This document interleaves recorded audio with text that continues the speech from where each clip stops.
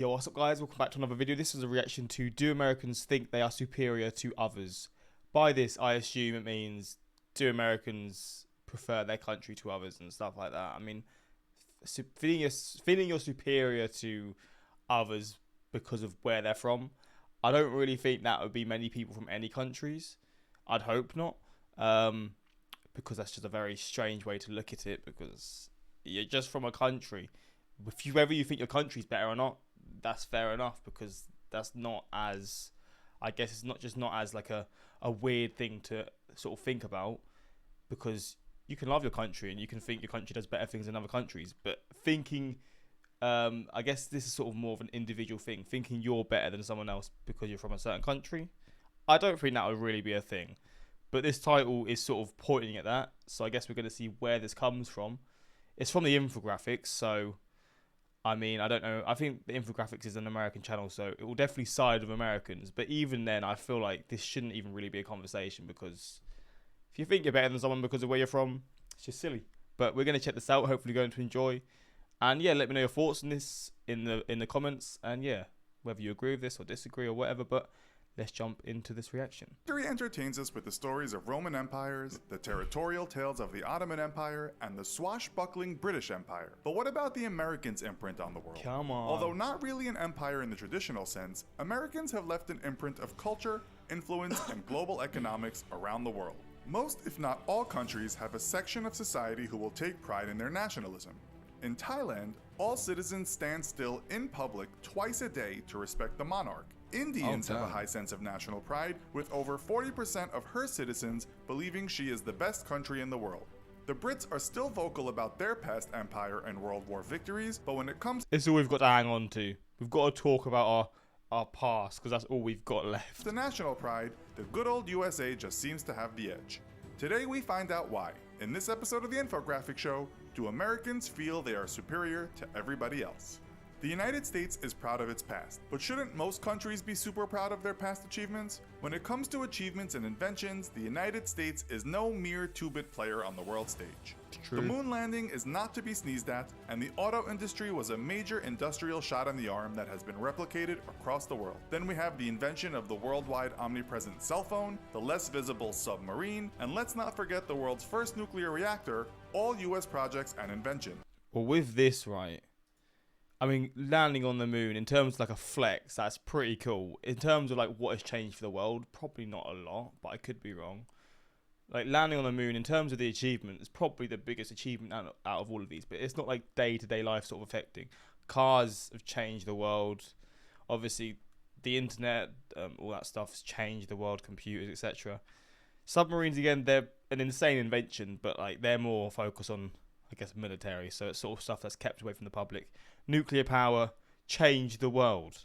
So, I mean, just these alone, you can see it's got a lot of, I guess, value in its inventions and stuff, because for as short as the time of the US, like, short of the time, for as, like, not as new, but, like, the country's not a very old country in the grand scheme of things, and to have all these achievements, plus hundreds of thousands of more, this is just touching the surface. It's pretty good. All US projects and inventions. The PC and tech revolution that's taken the world by storm is largely American, not to mention the internet, without which you probably wouldn't be watching this video right now. True. All this was achieved in a relatively short space of time, following America's involvement in World War II, a war that was crucial in helping to achieve an Allied victory, crushing the Axis powers and giving birth to the New World as we know it. National pride, or patriotism, is love and devotion to one's country, and a sense of alliance with other citizens who share the same values. In the United States and other larger countries such as Russia and China, national pride has a deep dimension. Each negative event that happens against the nation can reinforce a love for the country. Men and women every day from all nations do not hesitate to join the army and to prove their national pride with the business end of a semi-automatic rifle, and not always in a conflict that they fully understand. Americans, however, aren't always so fast to sign up for the war effort. In 1964, American citizens took a stand against their country's involvement in the Vietnam War, demonstrating against the government in what became a broad social civil liberties movement. Many of those within the peace movement were students, moms, or anti-establishment hippies. Opposition grew with African American civil rights, women's liberation, and other marginalized sectors of the community who all considered American involvement in Vietnam to be a mistake, a view echoed decades later by US Secretary of Defense Robert McNamara. It has been said that Americans don't travel overseas much, and according to the Huffington Post in a 2012 article, only 3.5% of Americans travel abroad, although they do not take lots of domestic holidays, and who can blame them with such I mean, I know what he's going to say. The US has got all these things that you can do there.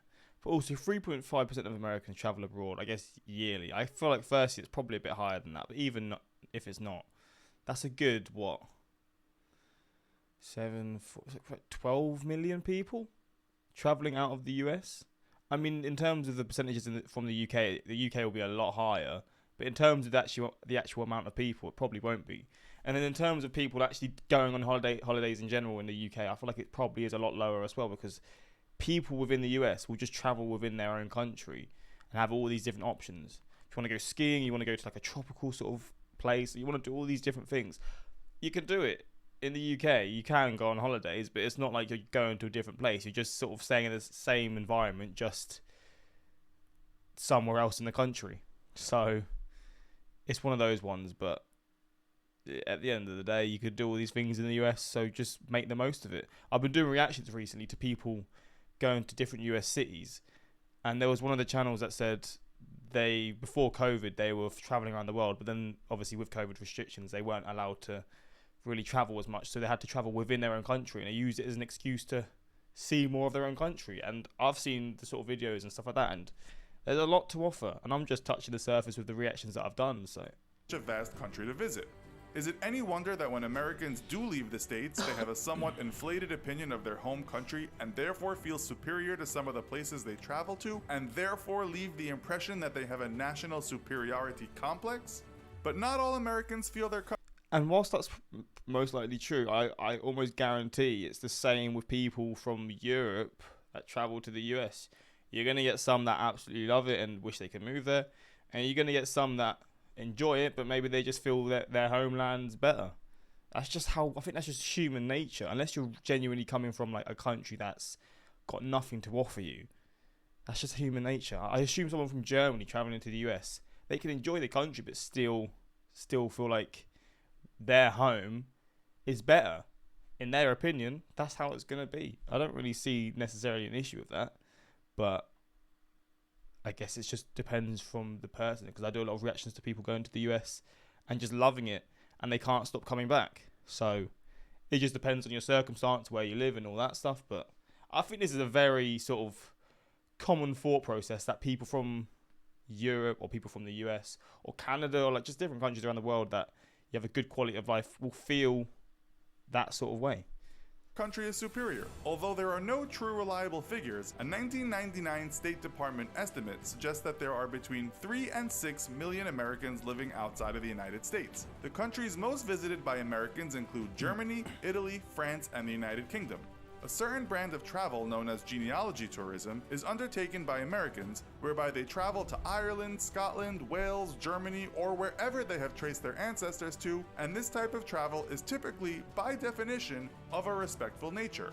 Those who travel to the countries of their ancestors, and there are many Americans who do so, cannot be totally driven by a nationality bias. So on that basis, Americans aren't snobby travelers. For sure. According to an academic study on American superiority by Tappan, Ryan, and McKay, most Americans strongly believe they are virtuous and moral.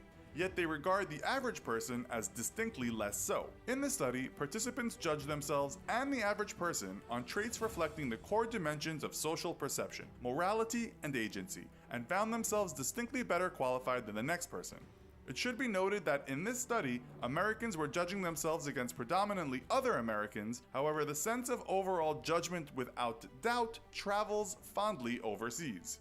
National pride also seems to be a generational phenomenon, with the older generations being more nationalistic than the younger generations. As younger generations tend to travel, and the gap year among students becomes more popular, national pride does seem to be quietly fading among Americans. The more we travel around the world and experience different cultures, the less nationalistic we are, as national pride is often deeply rooted in the ignorance of other countries and cultures. It is basic human behavior that we fear what we don't know, and we accept and admire what we recognize and understand. But with that said, a little national pride is nothing to worry about, provided it doesn't go overboard. So, is there a difference between... Fair enough. Well, there we go. Didn't really answer the question, but they are also superior in terms of their weight. Okay. What the fuck? I have a feeling Infographics makes videos just to laugh at comments and make others angry. But what this channel really likes starting comment was what was said here genuinely that extreme? Do people just choose to be angry at the most minimal things? Whenever I feel I'm foolish, I go through comment sections in YouTube videos and I feel smart as fuck. One thing I didn't understand, why does Moon have American planted on it when there is no oil? Okay. What the fuck? Well, you know what? Let me know your thoughts in the comments of this video. And yeah, I mean, obviously, this is just a thing that maybe you'll get a few people that genuinely feel like this, but that's going to be a worldwide thing. You're going to get people from every country that feel like that. For like, if you're someone who's traveled or you know a lot about the world, you're probably not going to feel that sort of way. Maybe you could be patriotic about your country and prefer your country. I think that's how most people probably are. Probably not in the UK. I think a lot of people here are just fed up and just can't wait to leave and just stuff like that. But UK aside, I think that's quite a common thought process. But let me know your thoughts, and until next time, like, subscribe, and peace.